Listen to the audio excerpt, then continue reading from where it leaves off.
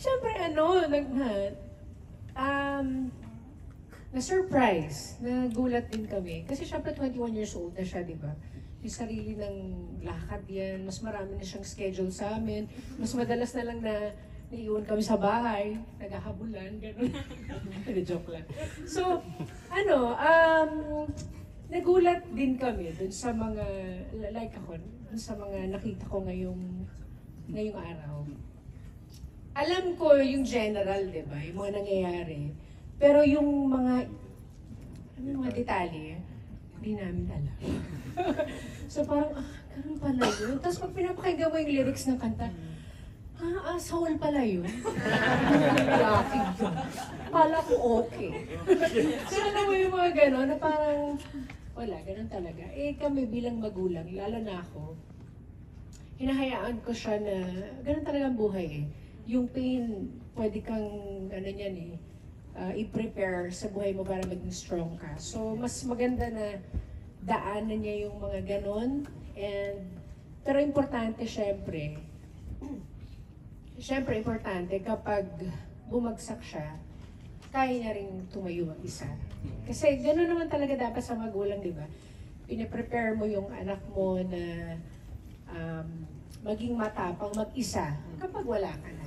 So dapat ganun. Kasi tayo mga magulang, we don't own our children. So, huwag na, naiyak na ako. Ito na. Ano yung tatay? Dami mong sinabi. Hindi, ako... sandali. Hello,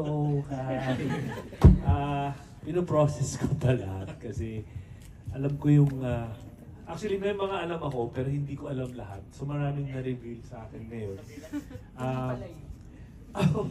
Natutuwa lang ako kasi kung paano tinahi at paano nabuo. From a perspective of a fellow artist, I just can't help but marvel at how the whole creation came about. Naging isang short film, yung isang album na because I know how dedicated Jada is to her craft. And we've seen that kami ni Jessa at an early age, and alam namin na she's destined for a career in music. But to see this, how it came about, and then for all the people na kasama niya dito na naniwala sa kanya at binigay din ng lahat para mabuo to. It's so, I feel proud. I mean, I really feel proud sa iyo, anak. At saka, nakikita ko na sana, pag nakita na to ng madlang people, ng lahat, maano nga sila, hindi lang maantig, pero maintindihan nila yung pinagdaanan ni Jada at sana makarelate din sila. Kasi lahat naman tayo may kanya-kanyang storya, di ba?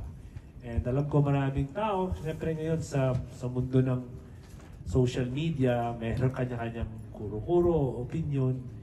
Pero dapat maging respectful tayo sa bawat isa, sa bawat yung damdamin ng bawat isa. Kasi minsan hindi naman natin alam kung ano yung pinagdadaanan. But to see this whole thing its completion, I just really feel so proud of you, anak, and congratulations.